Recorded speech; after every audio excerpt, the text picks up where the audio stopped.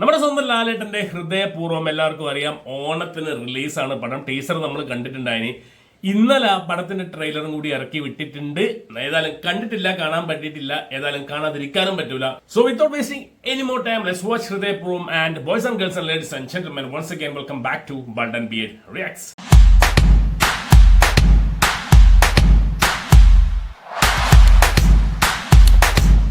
Let's start. ഒരു കാര്യം, അത് നമ്മൾ പോലും അറിയാതെ വാതിൽപ്പഴുതിലൂടെ കടന്നു വരുന്ന ഒരു കാറ്റ് പോലെ നമ്മളെ വന്ന് തലോടുകയും അത് ചിലപ്പോൾ നമ്മൾ ആഗ്രഹിക്കാത്തൊരു കാറ്റാകും. അതിന്റെ അഗാധമായ ആർദ്ര തലങ്ങളിൽ നമ്മൾ ഒന്ന് ആടി ഉലയുകയും ചെയ്യുമ്പോൾ നമ്മൾ തന്നെ അറിയാതെ ചിലപ്പോൾ ചതറി പതറി നിൽക്കുന്ന ഒരു അവസ്ഥയില്ലേ? ആ അവസ്ഥയിലാണ് ഞാൻ. ഇല്ല,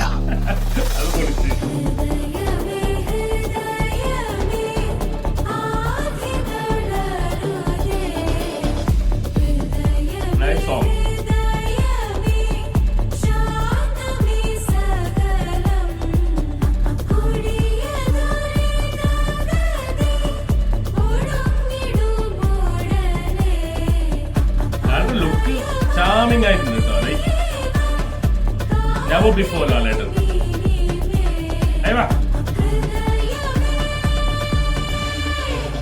അവള് വേറൊരു കാര്യം കൂടെ പറഞ്ഞു.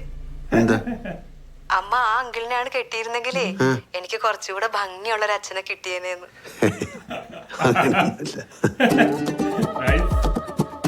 ലാലു, അലക്സ്, സിദ്ദിഖ് എല്ലാരും ഉണ്ട്.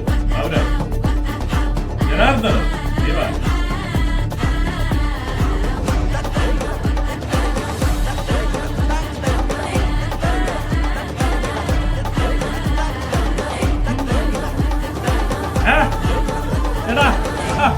അത് പൊളിച്ചിട്ടാ, straight from the heart beat. അപ്പൊ പടം നാളെയാണ് റിലീസ് ഇട്ടത്, 28 ഓഗസ്റ്റ് 28 പറഞ്ഞ്. ഞാൻ ടിക്കറ്റും കൂടി ബുക്ക് ചെയ്തിട്ടില്ല ആക്ച്വലി. ഞാനിങ്ങനെ ഡേറ്റ് എന്നൊക്കെ മനസ്സിലില്ല. 28 വരുമ്പോ നാളെ ടിക്കറ്റ് ബുക്ക് ചെയ്യണം, കാണണം, അപ്പൊ റിവ്യൂ ഇടണം. യെസ് മാൻ. അപ്പൊ ഹൃദയപൂർവ്വം മക്കളെ, നാളെ ഇറങ്ങുകയാണ്. ഇത് ഓൺ റിലീസാണ്, എന്തായാലും ഓണത്തിന്റെ റിലീസാണ്. ഓണം ഇപ്പൊ അടുത്ത 10 ദിവസം കഴിഞ്ഞ് ഓണമായി.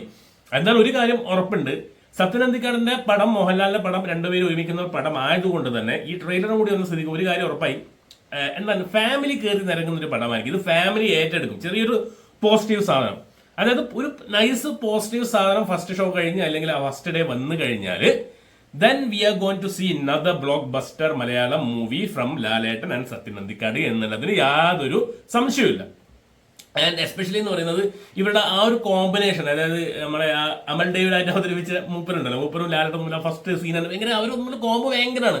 ആൻഡ് ലാലേട്ടനെ കുറേ എക്സ്പ്രഷൻസിൽ കണ്ടപ്പോൾ കുറേ മുഖങ്ങൾ നമ്മൾ കണ്ടു. ഒരു പക്ക കോമഡി, നമുക്ക് ചിരിപ്പിക്കാൻ കുറേ സംഭവങ്ങളില്ല ഒരു സിനിമയാണെന്ന് തന്നെയാണ് ഒരു എക്സ്പെക്ടേഷൻ. ടീസറും അങ്ങനെ തന്നെയായിരുന്നു. ഇതിൽ ഇമോഷൻ വൈസ്, അതായത് നമ്മളെ കരയിപ്പിക്കുന്ന കുറച്ചും കൂടി ഇമോഷൻസ് ആയിട്ടുള്ള രംഗങ്ങൾ ഒന്നും ഉൾപ്പെടുത്തിയിട്ടില്ല, ഒരു പ്രത്യേകതയും കൂടി. അത് ടീസറിലും കൊടുത്തില്ല, ഞാൻ വെച്ചാൽ ട്രെയിലറിലും കുറച്ചുണ്ടാവുന്നു, ട്രെയിലറിലും കൊടുത്തിട്ടില്ല. പക്ഷേ സിനിമ കാണുന്ന സമയത്ത് നമ്മളെ ഇമോഷണലായിട്ട് ഹുക്ക് ചെയ്യുന്ന കുറച്ച് സംഭവങ്ങളൊക്കെ കയറി വരാനുള്ള സാധ്യതകളുണ്ട്. ആൻഡ് ആ ലാസ്റ്റ് ആ കൈ വിറക്കുന്ന ഒരു സംഭവം മനഃപൂർവ്വം കയറി ഇട്ടതാണെന്ന് തോന്നുന്നു. അത് നൈസായിട്ടുണ്ട്. ആൻഡ് കുറെ അങ്ങനെ ജനാർദ്ദനൻ, സിദ്ദിഖ്, ബാബുരാജ്, അങ്ങനെ കുറെ ആൾക്കാരുണ്ട്. ആൻഡ് പണ്ടത്തെ സംഗീതം നടി സംഗീത.